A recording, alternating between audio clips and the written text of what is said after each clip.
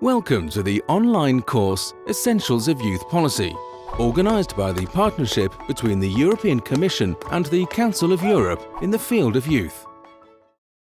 As a part of the massive online course on youth policies, we have with us today Florian Cescon, head of the Youth Policy Division of the Youth Department of the Council of Europe.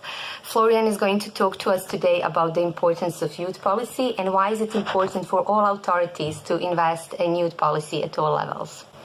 Yes, hello everybody. I think indeed it is very important to invest in youth policy for several reasons. First of all, as we all know and as shown by research, young people face growing challenges, some of them linked to the ongoing crisis, political and economic crisis. And this leads to growing inequalities, to discrimination, sometimes to exclusion or even marginalization of young people. And of course, youth policy should try to address that. Moreover, I would say that the transition of several young people towards autonomy has become more and more difficult, which can lead to frustration and disillusion.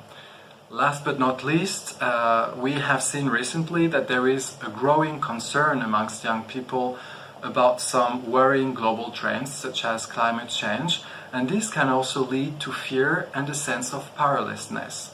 So for all these reasons, youth policy should try and find solution. It is very important for youth policy to try and guarantee youth rights. That's the first thing. But also in this context, it is important for youth policy to respond to the needs of young people, to try and ensure their well-being and their transition to autonomy. And it is crucial to my mind that youth policy empowers young people through capacity building and participation. As you know from this MOOC, youth policy is not only about the standards themselves, that's very important, but it is also about the environment. So we should also make sure that this environment is very participatory and that it gives full space for young people to empower them. Okay, great. Thank you for that. And in which ways does the Council of Europe support development of youth policies in its member states? Well, it does so in many ways, but the very first concrete thing I would like to say on this is that the Council of Europe has developed concrete standards, a recommendation of the Committee of Ministers in the field of youth. Some of them, for instance, they address youth rights, youth participation, youth work and other matters. But these standards, in order to make sure that they are fully implemented by the member states, they are accompanied by several concrete tools. The first tool is roadmaps, and for every recent recommendation, the Council of Europe has developed a roadmap in order to build synergies between the member states, the national authorities that need to implement the standards, but also with the wider youth field, such as the youth organizations, for instance, and the Council of Europe Youth Department. So we really want to build cooperation. Another important tool is that we have practical guides such as this one. So for many recommendations, we have hands-on tools that will help policymakers and practitioners to implement these standards in their own realities. And the Council of Europe has also recently adopted a self-assessment tool for youth policy, this one, which is also available online, obviously, that will try and help the authorities to see if they are in line with the standards and how they could improve the implementation. Last but not least, I would say that we also have a package of assistance measures to member states, either through capacity building or practical policy advice that really tries to help member states to implement the standards. The other aspect I would like to mention very briefly is also the philosophy. So we don't always and only have these tools which are important, but the philosophy of everything that the Council of Europe does in the youth field and every instrument. We have, so, for instance, the European Youth Centers in Budapest and in Strasbourg. We have the European Youth Foundation. We have, of course, the partnership between the European Union and the Council of Europe in the field of youth, which is organizing this MOOC, or the intergovernmental cooperation. All these instruments, they have the same philosophy, which is to try and engage young people with the values of the Council of Europe, human rights, democracy and rule of law, but they also try to enable young people to become responsible and engaged young citizens that can be very active in the field of human rights and civic participation. And are there any new initiatives or projects that you would like to highlight? Yes, indeed. There are two of them. The first one would be the 2030 strategy of the Council of Europe in the field of youth. This is a new strategy which has been developed by our statutory bodies over the past 2 years in a very comprehensive and inclusive process. And this new strategy, which should be adopted normally at the beginning of 2020, aims at providing the policy guidance for the youth sector of the Council of Europe and also its member states over the next 10 years. In so doing, it will be based on the Council of Europe core values, of course. It will build on the previous achievements and ensure some continuity with the previous strategy, but it will be also flexible and innovative, and it will try to address the policy gaps that we are facing. And what is very important is that this strategy, if it is adopted, should guide the youth sector over the next 10 years, and I'm very, very confident that it will do so in a coherent and a consistent way, and it will help the Council of Europe to still address the needs of young people.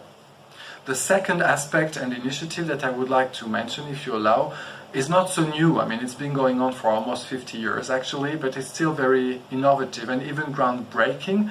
And this is what we call the co-management of the youth sector, which is sometimes described as the voice of young people in Europe. Concretely, we have in the Council of Europe a decision-making body called the Joint Council on Youth, which is fully co-managed. That means that you have government representatives, but also youth representatives sitting together, and they have an equal say on all matters. So an equal say on the policy, on the priorities, the objectives and the standards. And the fact that young people and governments speak with the same voice is very important to ensure the legitimacy of all the initiatives of the Council of Europe in the field of youth policy, but also to guarantee that these initiatives, they are fully relevant to young people. And recently this co-management system has been nominated as one of the most impactful policies empowering young people at the global level. So we are very proud of this, obviously. And so this co-management system has been shortlisted for the Future Policy Award 2019, and this shows a very strong recognition for this unique system. Okay, great. Congratulations. Congratulations to the co-managed bodies. And what would be your message for those who would like to engage more in youth policy matters in Europe today? Well, my message would be very simply, don't hesitate to engage. I mean, as the Mahatma Gandhi used to say, be the change that you want to be in this world. Very concretely, I think you have several opportunities in the field of youth policy, be it at local, regional, national or international level, and you should try whenever possible to seize them. The first step, I would say, is really to gather and even to generate knowledge, and of course the MOOC that you are attending right now is a very good first step towards this direction.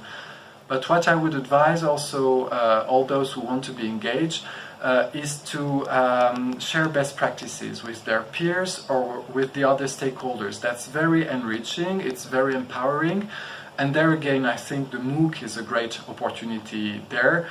But of course you have various possibilities, not only online but offline as well in real life, if I may say. Then I would also encourage all the participants in the MOOC to contribute shaping policies and bringing solutions, in their own environment. So it's sometimes helpful to start in your own environment before you can go further. And the last advice I would give, if I may, is to communicate and innovate when doing youth policy. And this will have probably a snowball effect and will enable you to become a multiplier in youth policy. Okay, great. Indeed, we do hope to hear from our participants in the MOOC, from the learners, about the youth policies in their own countries, and to hear about these examples that they will share with us. And how do you see the future of youth policy in Europe? Well, I think on the one side there are several challenges to the future of youth policy in Europe for many reasons. One of them is that the youth sector, as we all know and we all see in our daily lives, is facing growing pressures. It has very often limited financial resources, but also limited human resources. But there is at the same time a very strong request for youth policy to deliver quick results. But we know that youth policy normally bears fruit in the longer run. So this is sometimes difficult to manage, as many participants in the MOOC will be aware of. And the last aspect and the last challenge is that there is growing competition, and you have many different sectors which are actually fighting for political support and for resources. So this is the challenging part. However, I also believe that youth policy will be able to adapt to this new and to this fast-changing environment. But in order to do so, youth policy should do many things. First, and even more than in the past, youth policy should be evidence-based. We should make sure that all the decisions are based on quality data about the real challenges which are facing young people. And that has always been important, but I think it's even more important today and in the future. We should, of course, also make sure, whenever possible, that youth policy is opportunity-focused, meaning that we should see young people as resources, as part of a solution. I also think it's important for youth policy to be coordinated. All the stakeholders, you have several initiatives, most of them really good, but all the stakeholders should really work together to make sure that we create synergies there. And the last part is that we should always remember to engage young people in the development of our democratic societies. What we say in the Council of Europe, we say they should become agents of change, and that should always be the philosophy of youth policy. So in conclusion, as long as youth policy follows this line, I am confident that in the future it will continue to empower young people and also to bring added values to their lives. Okay, thank you very much for your time, Florian. And I do hope that the participants of the MOOC are going to continue following the discussions to learn more about the elements of youth policy, the instruments and evaluation, as well as you rightly pointed out, the participatory aspect of youth policy making. So thank you for that, and we continue with our MOOC for the next 6 weeks. Well, thank you very much. It's been a pleasure, and well, good luck to all the MOOC participants. Thanks. We hope this video contributed to your learning about youth policy.